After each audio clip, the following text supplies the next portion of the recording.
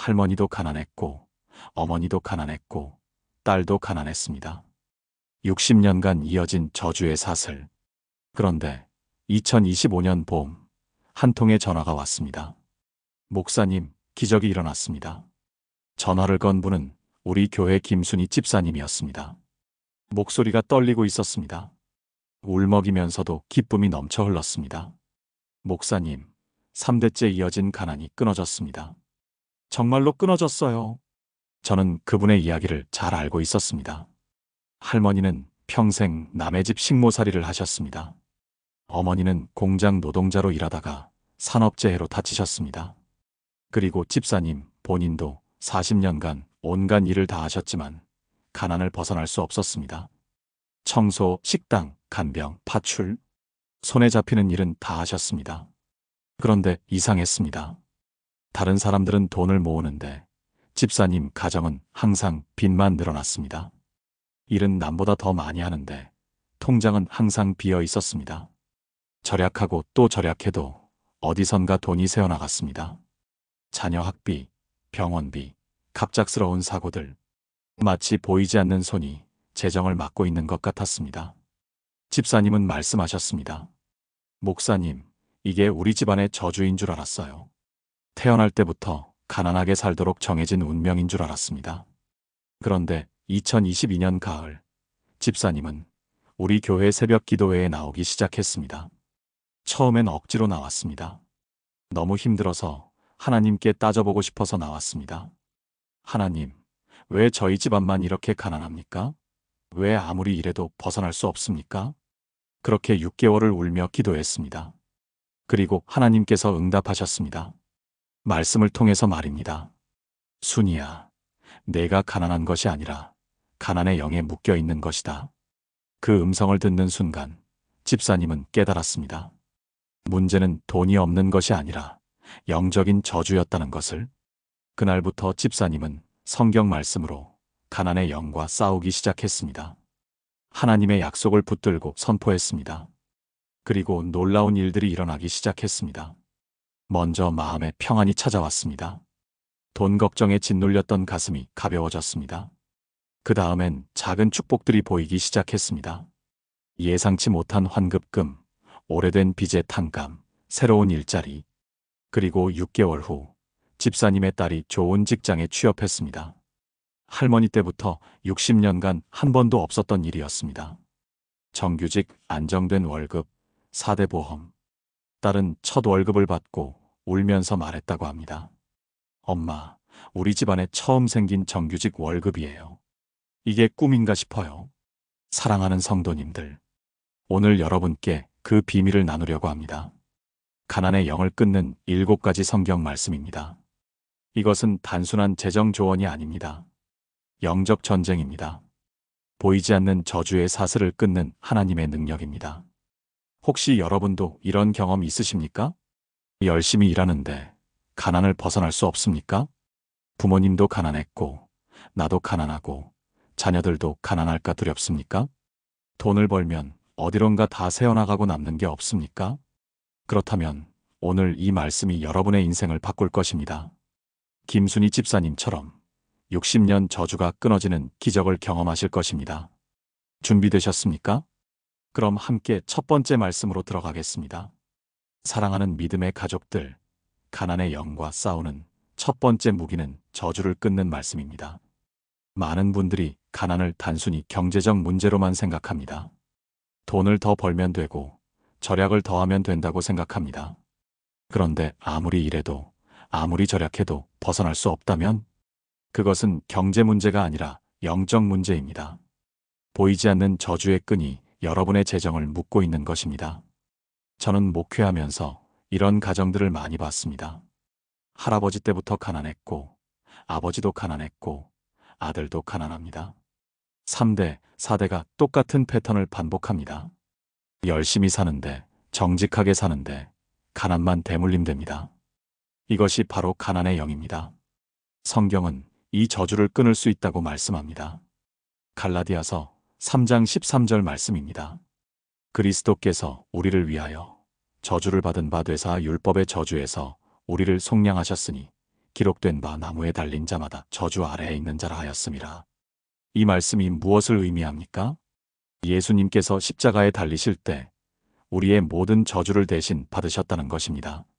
가난의 저주도, 질병의 저주도, 대물림 되는 모든 저주도 십자가에서 끊어졌습니다. 이것은 2000년 전에 이미 완성된 사실입니다. 문제는 우리가 이 진리를 모르고 산다는 것입니다. 저주가 이미 끊어졌는데 끊어진 줄 모르고 여전히 저주 아래 살아갑니다. 마치 감옥 문이 열렸는데도 나오지 못하는 죄수와 같습니다. 그래서 우리는 이 말씀을 선포해야 합니다. 예수 그리스도의 이름으로 가난의 저주는 끊어졌습니다. 우리 집안을 묶고 있던 모든 저주는 십자가에서 끝났습니다. 나는 더 이상 저주 아래 있지 않고 축복 아래 있습니다. 이 말씀을 입으로 선포할 때 영적 세계에서 변화가 일어납니다. 실제로 한 권사님의 간증입니다. 그분은 50년간 가난하게 사셨습니다. 남편도 평생 막노동을 했고 자녀들도 대학을 못 갔습니다. 빚을 갚으면 또 빚이 생기고 돈을 모으면 어디론가 없어졌습니다. 그런데 어느 날 새벽 기도회에서 이 말씀을 들었습니다. 그리스도께서 우리를 위하여 저주를 받은 바 되사. 권사님은 그날부터 매일 아침 이 말씀을 선포하기 시작했습니다. 예수님이 나를 위해 저주를 받으셨다. 나는 더 이상 저주 아래 있지 않다. 처음엔 아무 변화가 없었습니다. 그래도 계속 선포했습니다. 한 달, 두 달, 석 달. 그런데 6개월쯤 됐을 때부터 놀라운 일들이 일어났습니다. 남편이 30년 다니던 회사에서 갑자기 퇴직금을 추가로 주겠다고 했습니다. 계산착오로 덜 받은 돈이 있었다는 것입니다. 그 돈으로 빚을 갚았습니다. 그리고 아들이 공무원 시험에 합격했습니다. 3년간 떨어지기만 하던 시험이었습니다. 막내딸도 좋은 사람을 만나 결혼했습니다. 권사님은 눈물을 흘리며 간증했습니다. 50년 저주의 끈이 끊어졌습니다. 말씀의 능력이 이렇게 크다는 것을 이제야 알았습니다. 여러분, 이것이 하나님 말씀의 능력입니다. 말씀은 단순한 글자가 아닙니다. 영적 세계를 변화시키는 능력입니다. 보이지 않는 저주의 끈을 끊는 하나님의 칼입니다. 그러니 오늘부터 이 말씀을 선포하십시오. 아침에 일어나서 밤에 자기 전에 틈날 때마다 선포하십시오. 그리스도께서 나를 위하여 저주를 받으셨다. 나는 저주에서 자유로워졌다. 이 선포가 여러분 집안의 60년, 100년 저주를 끊을 것입니다. 그럼 이제 두 번째 말씀으로 넘어가겠습니다. 사랑하는 하나님의 자녀들, 두 번째 무기는 11조입니다. 많은 분들이 11조를 부담스러워합니다. 특히 가난한 사람들은 더욱 그렇습니다. 그냥 살기도 힘든데 어떻게 11조를 드립니까? 11조 드리면 생활비가 부족합니다. 이런 생각 해보신 적 있으시죠? 그런데 성경은 정반대로 말씀합니다. 11조는 부담이 아니라 축복의 통로라고 말씀합니다.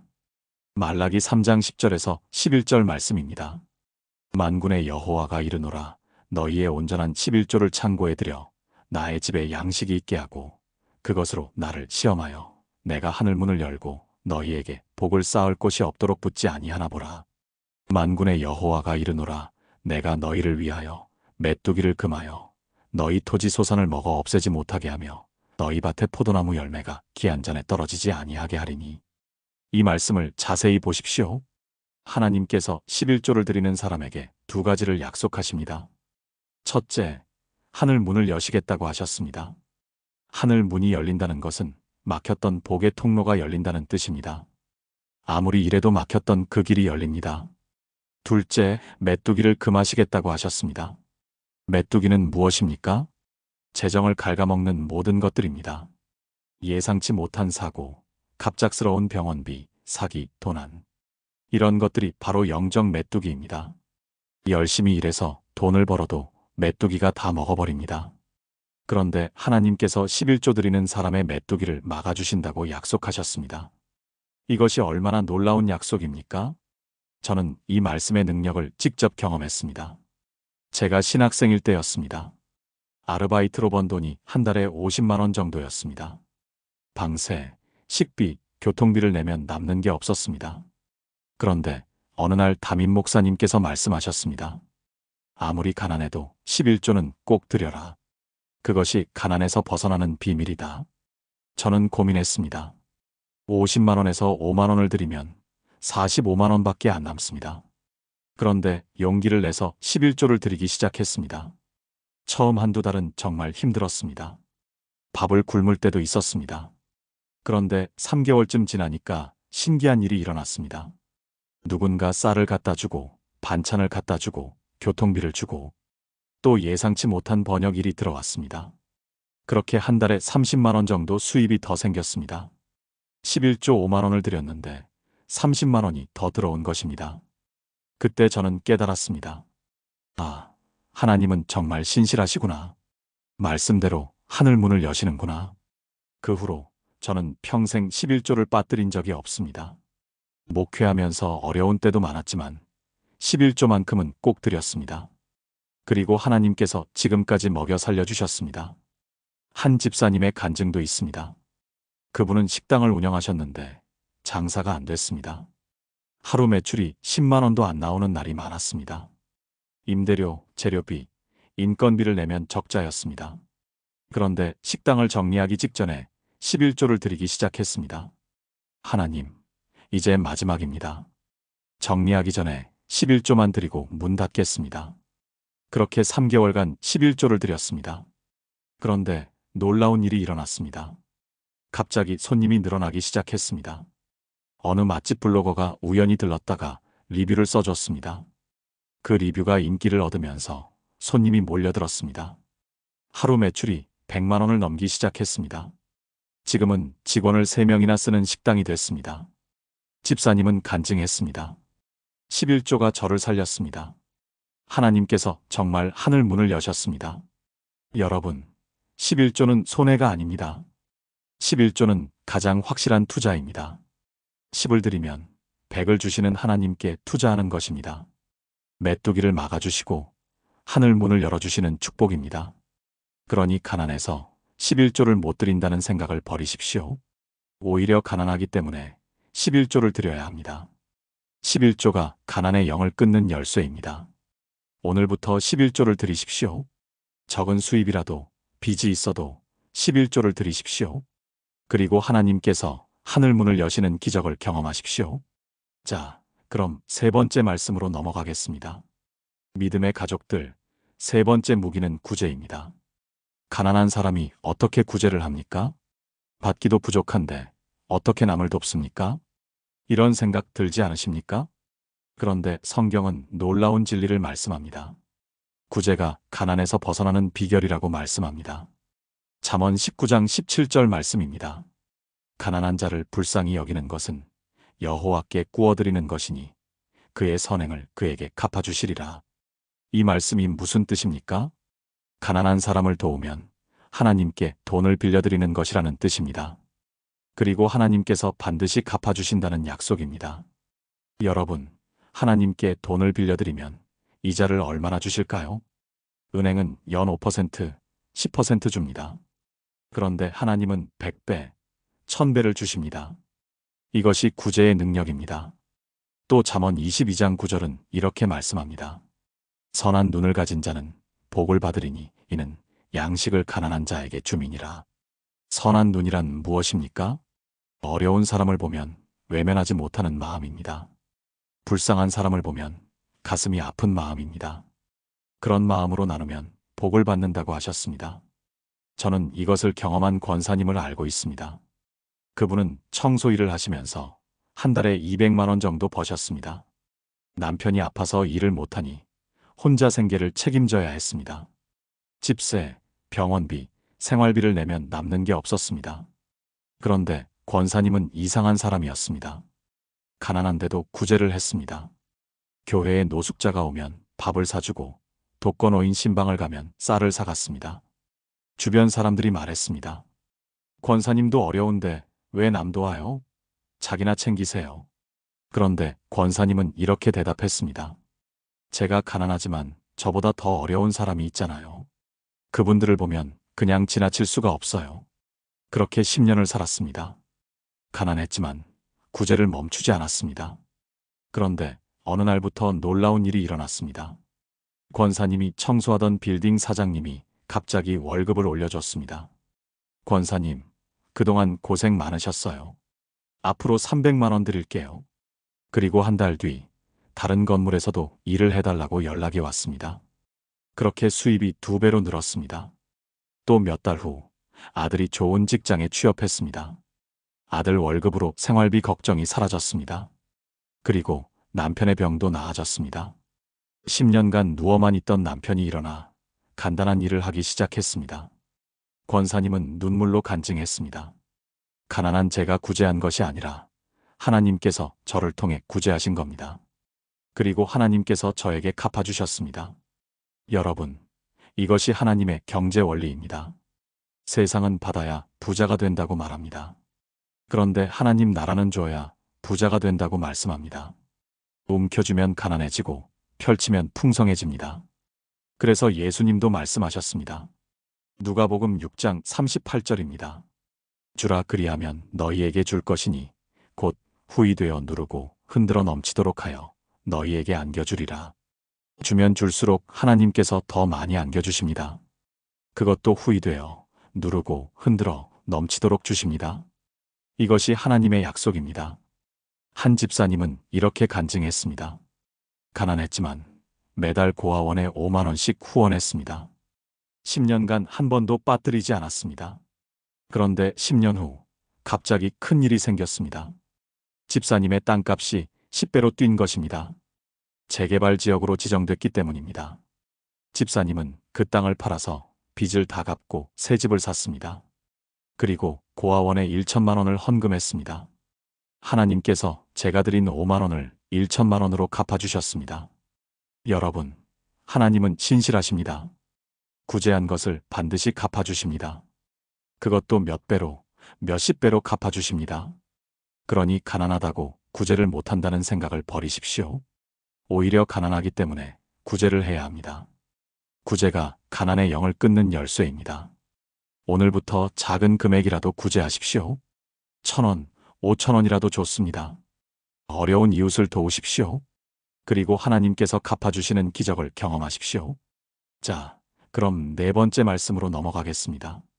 사랑하는 성도님들, 네 번째 무기는 우리의 말입니다. 많은 분들이 깨닫지 못하고 있습니다. 우리가 입으로 하는 말이 우리의 인생을 만든다는 사실을. 특히 재정에 있어서 우리의 말은 엄청난 능력이 있습니다.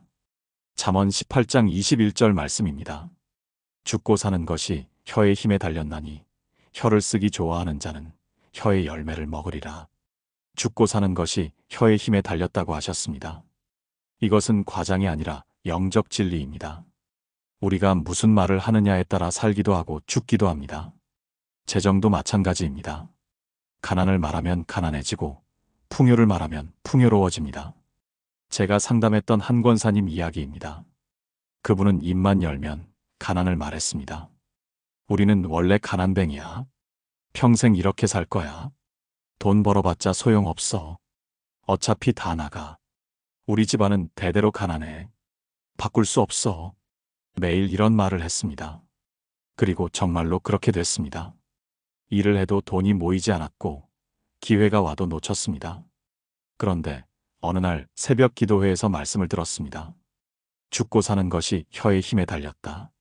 그날 권사님은 깨달았습니다. 내가 내 입으로 가난을 선포하고 있었구나.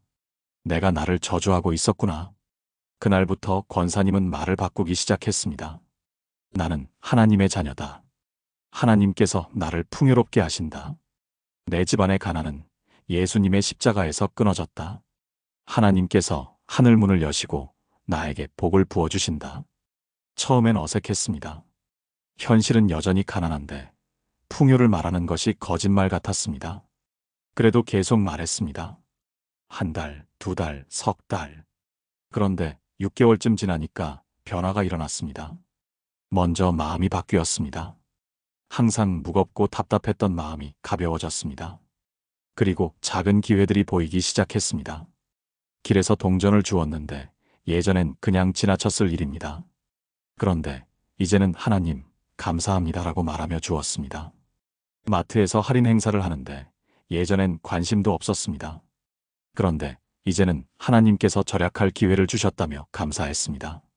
이렇게 작은 것부터 감사하고 긍정적으로 말하니까 큰 것들도 바뀌기 시작했습니다. 남편이 갑자기 승진했습니다. 20년간 만년 평사원이었는데 갑자기 과장이 됐습니다. 월급이 50만 원 올랐습니다. 그리고 권사님 자신도 새로운 일자리를 얻었습니다. 동네 슈퍼에서 파트타임으로 일하게 됐는데 사장님이 무척 좋은 분이었습니다. 1년 후 권사님은 간증했습니다. 말을 바꾸니까 인생이 바뀌었습니다. 혀의 능력이 정말 대단합니다.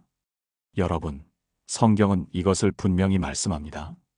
마가복음 11장 23절에서 24절입니다. 내가 진실로 너희에게 이르노니 누구든지 이 산 떨어들리어 바다에 던져지라 하며 그 말하는 것이 이루어질 줄 믿고 마음에 의심하지 아니하면 그대로 되리라. 그러므로 내가 너희에게 말하노니 무엇이든지 기도하고 구하는 것은 받은 줄로 믿으라. 그리하면 너희에게 그대로 되리라. 예수님께서 말씀하셨습니다. 믿고 말하면 그대로 된다고 하셨습니다. 산 떨어들려 바다에 던져지라고 말하면 그렇게 된다고 하셨습니다. 이것이 믿음의 말입니다. 또 한 집사님의 간증이 있습니다. 그분은 사업을 하다가 부도가 났습니다. 3억 원의 빚을 졌습니다. 채권자들이 매일 전화했고 집에 찾아오기도 했습니다. 집사님은 절망했습니다. 이제 끝이다. 평생 빚쟁이로 살겠구나. 그런데 한 목사님이 말씀하셨습니다. 집사님, 입으로 절망을 말하지 마세요. 입으로 믿음을 선포하세요. 그날부터 집사님은 말을 바꿨습니다. 하나님께서 나를 빚에서 건져주신다. 3년 안에 모든 빚을 갚는다. 하나님께서 길을 여신다. 매일 아침 거울을 보며 이렇게 선포했습니다. 사람들은 비웃었습니다. 3억을 3년 안에 갚는다고? 꿈깨. 그런데 집사님은 계속 선포했습니다. 그리고 놀라운 일이 일어났습니다. 1년 후 옛날 거래처에서 연락이 왔습니다. 집사님, 다시 사업해보실 생각 없으세요? 저희가 초기 자금을 대겠습니다.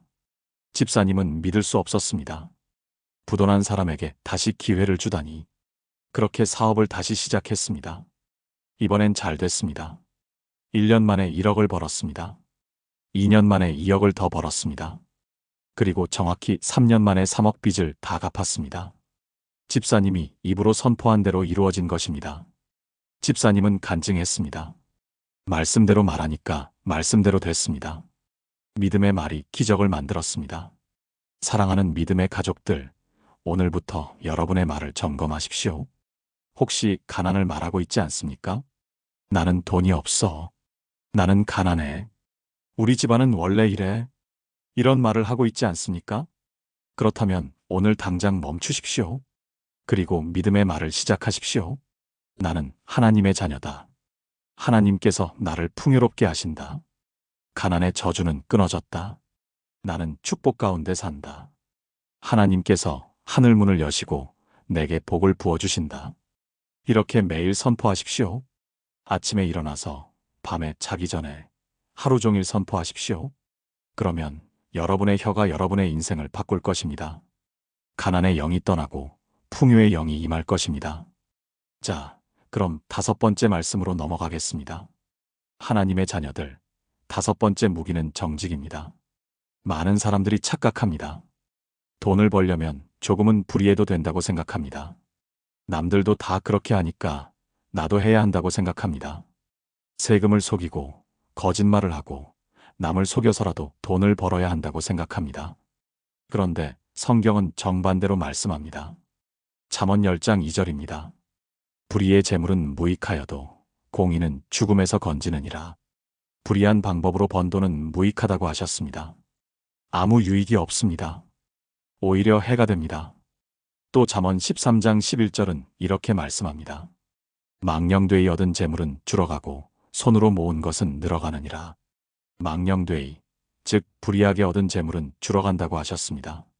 아무리 많이 벌어도 어디론가 다 새어나갑니다. 그런데 정직하게, 손으로 성실하게 모은 것은 늘어간다고 하셨습니다. 이것이 하나님의 경제 원리입니다. 저는 이것을 경험한 사장님을 알고 있습니다. 그분은 작은 공장을 운영하셨습니다. 주변 공장들은 다 세금을 속였습니다. 이중장부를 만들고 매출을 축소 신고했습니다.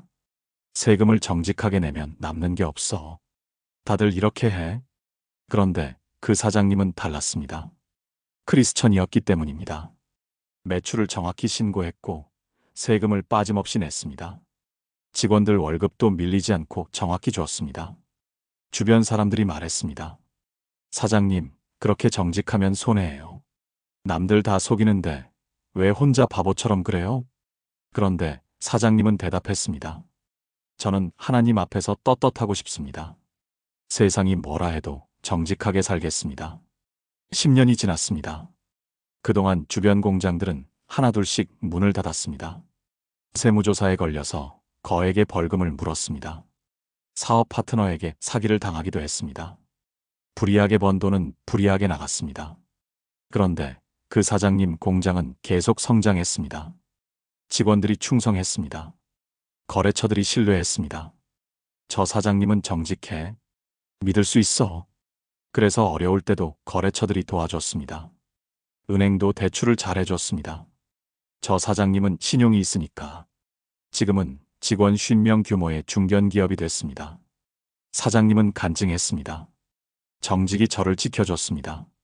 하나님께서 정직한 자를 축복하신다는 것을 경험했습니다. 또 한 집사님의 이야기도 있습니다. 그분은 택시 기사셨습니다. 어느 날 손님이 지갑을 놓고 내렸습니다. 지갑을 열어보니 현금 200만 원이 들어 있었습니다. 그때 집사님은 큰 빚이 있었습니다. 200만 원이 절실했습니다. 마음속으로 유혹이 왔습니다. 이거 그냥 가져도 아무도 몰라. 하나님도 이해하실 거야. 내가 힘들잖아. 그런데 집사님은 기도했습니다. 하나님, 이것은 제 것이 아닙니다. 주인에게 돌려주겠습니다. 그리고 경찰서에 신고해서 주인을 찾아줬습니다. 주인은 무척 감사해하며 사례금을 주려고 했습니다. 그런데 집사님은 받지 않았습니다. 저는 당연한 일을 한 것뿐입니다. 그렇게 지갑을 돌려주고 집으로 돌아왔습니다. 마음이 평안했습니다. 그런데 일주일 후 놀라운 일이 일어났습니다. 그 지갑 주인이 회사 사장님이었는데 집사님을 회사 전속 기사로 고용하겠다고 제안했습니다. 월급은 택시 기사 수입의 2배였습니다. 게다가 4대 보험도 들어주고 보너스도 줬습니다. 집사님은 눈물을 흘렸습니다. 하나님께서 제 정직을 보셨습니다. 하나님께서 갚아주셨습니다. 사랑하는 성도님들, 이것이 하나님의 방식입니다. 불이하게 벌면 불이하게 잃습니다. 정직하게 벌면 하나님께서 지켜주십니다. 잠깐은 손해보는 것 같아도 결국은 정직한 사람이 승리합니다. 그러니 세상이 뭐라 해도 정직하십시오. 남들이 다 속여도 여러분만은 정직하십시오. 세금을 정직하게 내고 거래를 정직하게 하고 일을 정직하게 하십시오. 그러면 하나님께서 여러분을 책임지실 것입니다. 정직은 가난의 영을 끊는 열쇠입니다. 불의는 가난의 영을 불러오지만 정직은 하나님의 축복을 불러옵니다. 오늘부터 정직하게 사십시오. 작은 일에도 정직하고 큰 일에도 정직하십시오. 그리고 하나님께서 정직한 자를 높이시는 것을 경험하십시오. 자, 그럼 6번째 말씀으로 넘어가겠습니다. 믿음의 가족들, 6번째 무기는 부지런함입니다. 많은 사람들이 기도만 하면 하나님께서 다 해주실 거라고 착각합니다. 가만히 앉아서 기도하면 돈이 하늘에서 떨어질 거라고 생각합니다.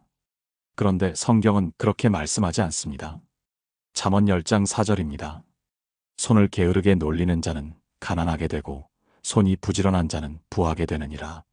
게으른 자는 가난하게 되고 부지런한 자는 부하게 된다고 하셨습니다. 이것은 영적 원리입니다. 또 잠언 12장 24절은 이렇게 말씀합니다.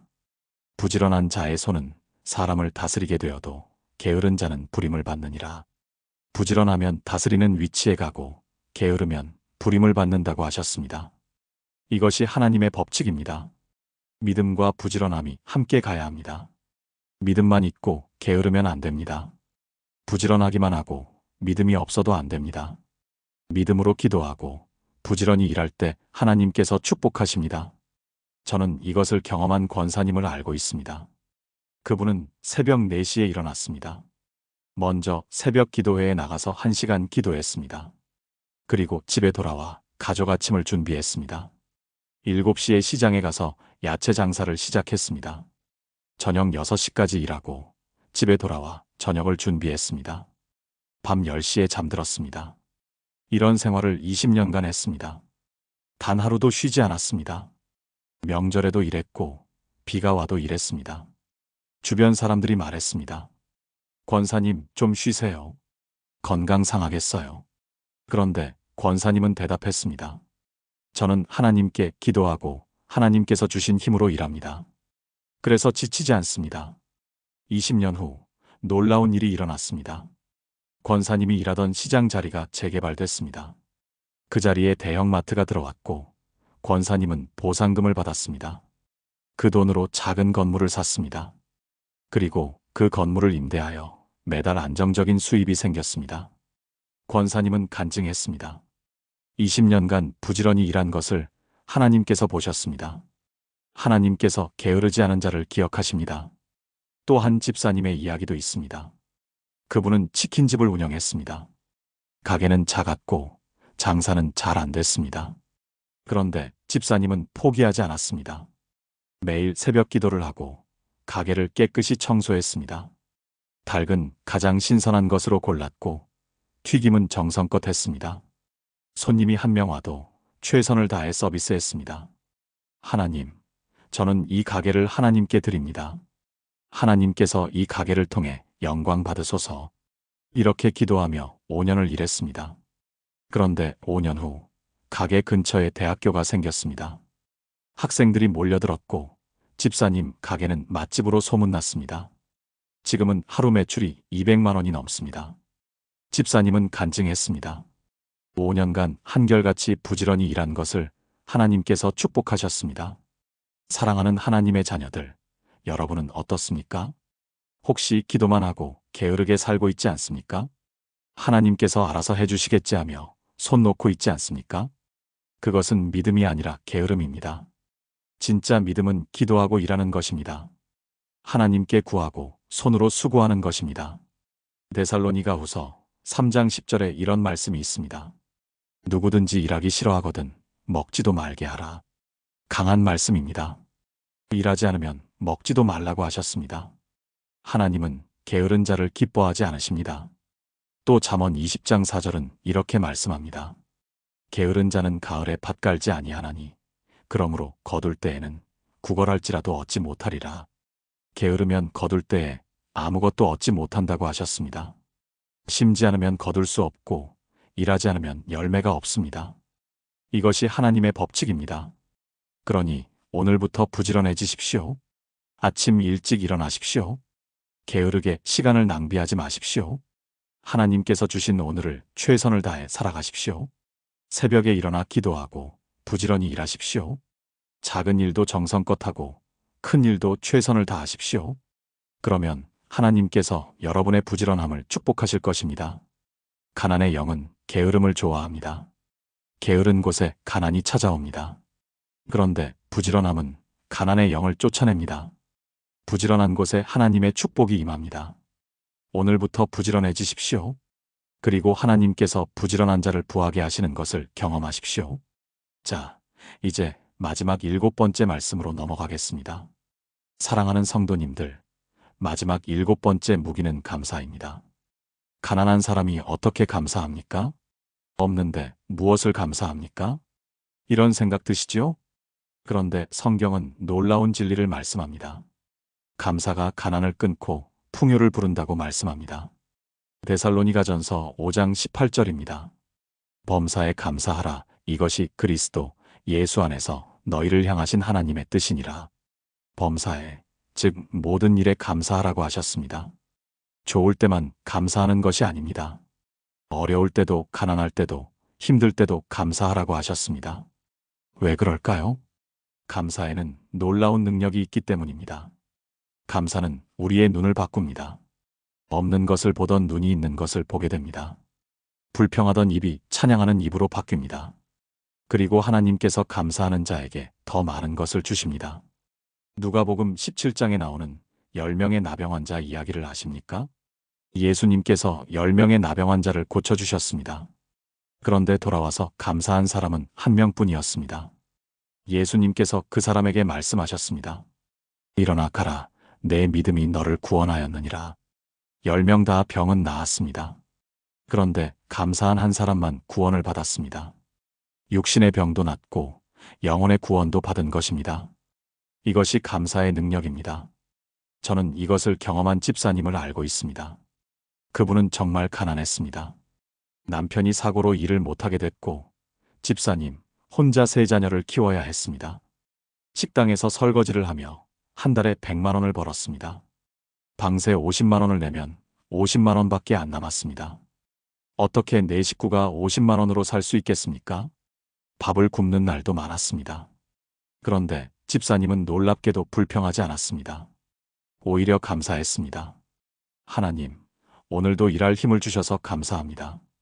하나님, 오늘 밥 한 끼라도 먹을 수 있어서 감사합니다. 하나님, 자녀들이 건강해서 감사합니다. 교회 사람들이 말했습니다. 집사님, 그렇게 힘든데도 감사할 수 있어요? 집사님은 대답했습니다. 감사하지 않으면 견딜 수가 없어요. 감사해야 하루하루 살 수 있어요. 그렇게 5년을 감사하며 살았습니다. 그런데 5년 후 기적이 일어났습니다. 첫째 아들이 장학금을 받고 대학에 갔습니다. 전액 장학금이었습니다. 그리고 대학교 2학년 때부터 아르바이트를 해서 생활비를 스스로 벌었습니다. 집사님의 부담이 줄어들었습니다. 그 다음 해 둘째 딸도 특기생으로 대학에 갔습니다. 역시 전액 장학금이었습니다. 그리고 막내 아들은 고등학교 때부터 성적이 우수해서 국가장학금을 받았습니다. 집사님은 눈물로 간증했습니다. 가난했지만 감사했더니 하나님께서 자녀들을 통해 축복하셨습니다. 감사의 기적입니다. 또 한 권사님의 이야기도 있습니다. 그분은 파출 일을 했습니다. 하루 종일 남의 집 청소를 하고 7만 원을 벌었습니다. 힘들었습니다. 허리도 아프고 무릎도 아팠습니다. 60대의 몸으로 청소 일을 하는 것이 쉽지 않았습니다. 그런데 권사님은 일하면서 감사했습니다. 하나님, 60이 넘어서도 일할 수 있어서 감사합니다. 하나님, 오늘도 7만 원을 주셔서 감사합니다. 하나님, 건강하게 일할 힘을 주셔서 감사합니다. 청소하면서도 찬양을 불렀습니다. 함께 일하는 사람들이 신기해했습니다. 권사님은 왜 저렇게 즐겁게 일해요? 힘들지도 않나 봐요. 그런데 권사님은 말했습니다. 힘들죠? 그런데 감사하니까 힘든 줄 모르고 일하게 돼요. 그렇게 3년을 일했습니다. 그런데 어느 날 권사님이 일하던 집 사모님이 말했습니다. 권사님, 우리 회사에서 청소관리자를 찾는데 해보실래요? 권사님은 깜짝 놀랐습니다. 제가요? 저는 청소만 할 줄 아는데요. 괜찮아요. 권사님처럼 성실하고 밝은 사람이 필요해요. 그렇게 권사님은 청소관리자가 됐습니다. 월급은 파출 일할 때의 2배였습니다. 게다가 4대 보험도 들어주고 휴가도 줬습니다. 권사님은 눈물로 감사했습니다. 하나님, 작은 것에 감사했더니 큰 것으로 갚아주셨습니다. 사랑하는 믿음의 가족들, 이것이 감사의 능력입니다. 감사는 우리의 마음을 바꿉니다. 불평하던 마음이 기쁨으로 바뀝니다. 그리고 하나님께서 감사하는 자를 높이십니다. 빌립보서 4장 6절에서 7절 말씀입니다. 아무것도 염려하지 말고 다만 모든 일에 기도와 간구로 너희 구할 것을 감사함으로 하나님께 아뢰라. 그리하면 모든 지각에 뛰어난 하나님의 평강이 그리스도 예수 안에서 너희 마음과 생각을 지키시리라.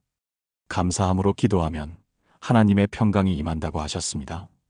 평강이 임하면 염려가 사라집니다. 염려가 사라지면 믿음이 생깁니다.